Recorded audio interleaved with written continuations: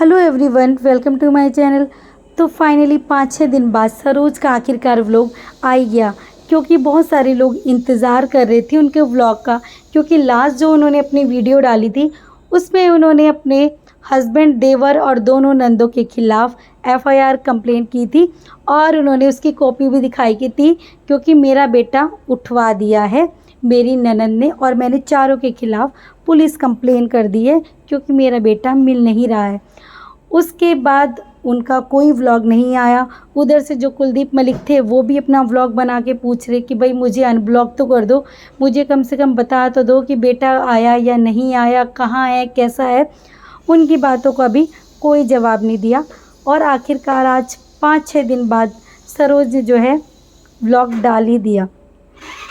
इसमें सरोज ने बताया कि मेरा जो बेटा है गोलू, वो 3 दिन तक तो मेरे साथ ही था, लेकिन 3 दिन से वो हॉस्पिटल में एडमिट है। तो जब इन्होंने बताया था कि वो किडनैप हो गया है, अब ये आज अपने मुंह से कह रही हैं कि 3 दिन तो मेरे पास ही था और उसकी किडनैपिंग की जो बात थी वो बिल्कुल सच थी। लेकिन वहीं लोगों के कमेंट्स तो थे, वो आने स्टार्ट हो गए कि भाई वो तो इंस्टाग्राम पे अपनी रील्स बना रहा है, आप बोल रही हो कि वो हॉस्पिटल में एडमिट है, और वो तो 2 दिन पहले कोर्ट की वीडियो डाल रहा था, स्टोरी लगा रहा था, तो आप कैसे कह रही हो कि वो बीमार है। तो सरोज ने इसी का जवाब दिया कि भाई वो ना अपनी पुरानी वीडियोज़ उठा उठा के इंस्टाग्राम पे डाल रहा है, वो तो 3 दिन से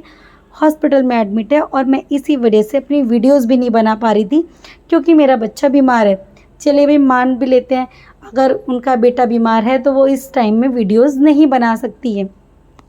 वहीं लोगों ने कमेंट करने स्टार्ट कर दिए कि वो जो आपका बेटा है वो तो इंस्टाग्राम पे रील्स अपलोड कर रहा है। अभी 2 दिन पहले उसने कोर्ट की जो स्टोरी थी वो लगा रखी थी, कोर्ट की एक, और उसने पुलिस वाले के साथ कोई एक वीडियो बना रखी है जिसमें आप भी वहाँ मौजूद हो, और वो शायद व्लॉगिंग कर रहा है, उसमें कुछ बोल रहा है और उसमें गाना लगा रखा है, तो वो रील भी बना रखी है। अगर वो कल ही लड़का डिस्चार्ज हुआ है तो ऐसा कैसे हो सकता है।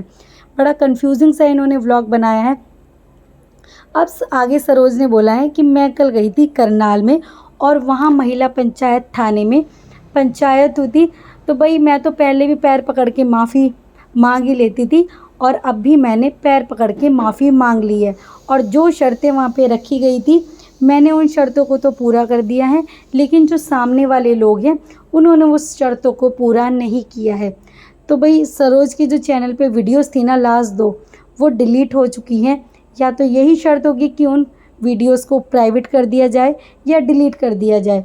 और सुनीता के चैनल से भी वो वीडियोस जो बनी थी वो डिलीट हो चुकी हैं, लेकिन सपना के चैनल पे अभी भी वो वीडियोस और रिकॉर्डिंग मौजूद है, उसने अपने चैनल से अभी हटाया नहीं है। तो शायद यही कुछ शर्तें होंगी जिसका सरोज ने आगे बोला है मैंने तो भाई पैर पकड़ के माफ़ी मांग ली,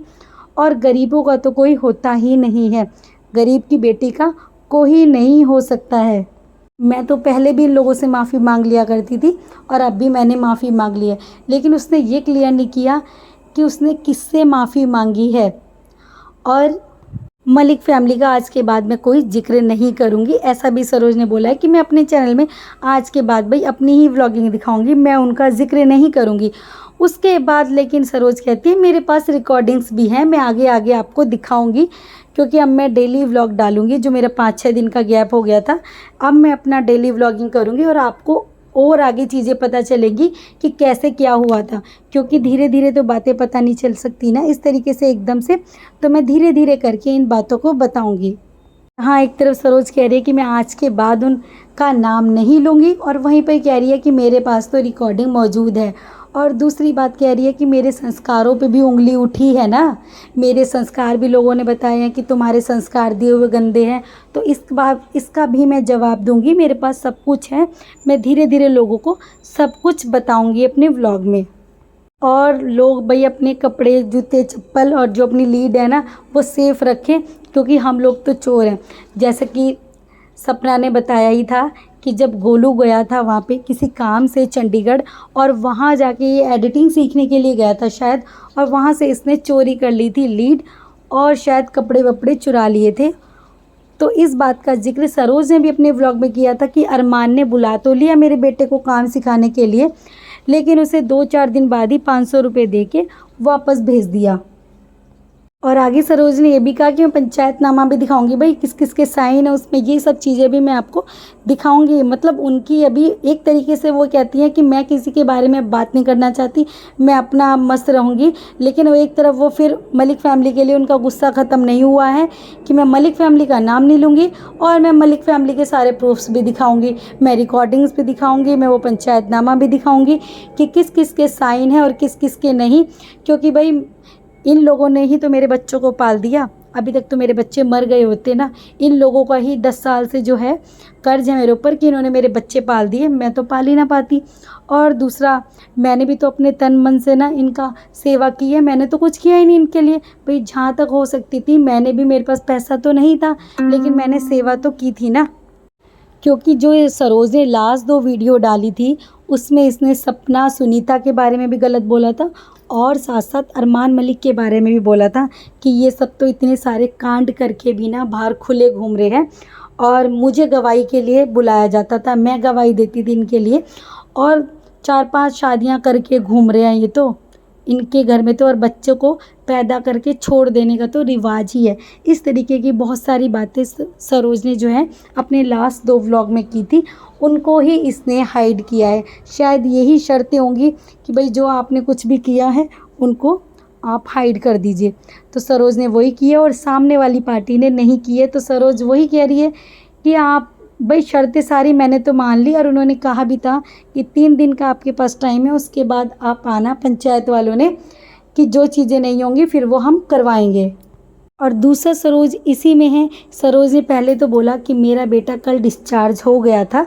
3 दिन तो वो मेरे पास था, 3 दिन से वो हॉस्पिटल में था, लेकिन वो कल डिस्चार्ज हो गया था। वहीं पे एंड में सरोज बोलती हैं कि बस मैं तो इसी में खुश हूँ, अब 2-3 दिन बाद ना मेरा बेटा ठीक होके मेरे पास घर आ जाएगा, अभी वो हॉस्पिटल में ही है। मतलब एक ही व्लॉग में 3-4 चीज़ झूठ बोल रही हैं वो, पता नहीं वो खुद कंफ्यूज हैं या लोगों को कंफ्यूज करना चाह रही हैं। वहीं लोगों के बीच में कमेंट्स आ रहे हैं कि भाई इतना झूठ तो मत बोलो ना, या तो आर करो या पार करो, आपकी बहुत लड़ाइयाँ हो चुकी हैं, जब आपने माफ़ी मांग ली है तो अब इन सब चीज़ों को सोशल मीडिया पे रहने ही दो ना। अब आप फिर से बोल रही हो कि मैं रिकॉर्डिंग डालूंगी। और वहीं पे सरोज ने ये भी बोला कि अब भाई मुझे तो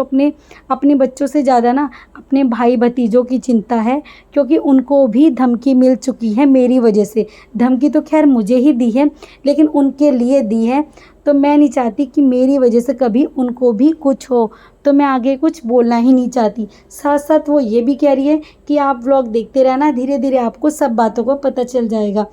बात को पता लगने में टाइम भी लग सकता है, लगभग 1 साल भी लग सकता है, लेकिन मैं धीरे धीरे सारी चीज़ें लेके आ जाऊंगी। लेकिन इसने सरोज ने अरमान मलिक के लिए भी गलत बोला, 2-3 वीडियो में बहुत कुछ बोला कि वो ऐसा है वैसा है, बहुत कुछ बोला, लेकिन अरमान की साइड से एक भी रिप्लाई नहीं आया, क्योंकि वो रिप्लाई देना ही नहीं चाहता सोशल मीडिया पे लोगों को, और कंटेंट नहीं देना चाहता, क्योंकि भाई इन्होंने अपनी जो घर की लड़ाइयाँ हैं उन्हें सोशल मीडिया पे दिखा रखा है। तो अरमान ने भाई सीधा एक्शन लिया होगा ना, अगर वो उसने लिया भी होगा पंचायत में कुछ भी, या तो ये सपना या सरोज की साइड से पंचायत होगी, जो वो पहले भी कह रही थी कि हमने भी एक्शन ले लिया है। ये बहुत बदतमीजी करती है सरोज, क्योंकि अरमान भी सोचता होगा कि मैंने किसको फालतू के चैनल खुलवा के दे दिए हैं, ये कुछ चीज़ बना तो सकते नहीं है ये, और अपने घर की सारी चीज़ें बिगाड़ रहे हैं। सोशल मीडिया पे लड़ाइयाँ जो अपने घर में करते थे अब ये सोशल मीडिया पे उनको करते हैं, और फिर उसके बाद उससे ही इनकी पंचायतें होती हैं। कम से कम फ़ोन वगैरह होता तो उस पर इतनी लड़ाइयाँ तो ना होती, लेकिन जब से इन सब के चैनल खुले हैं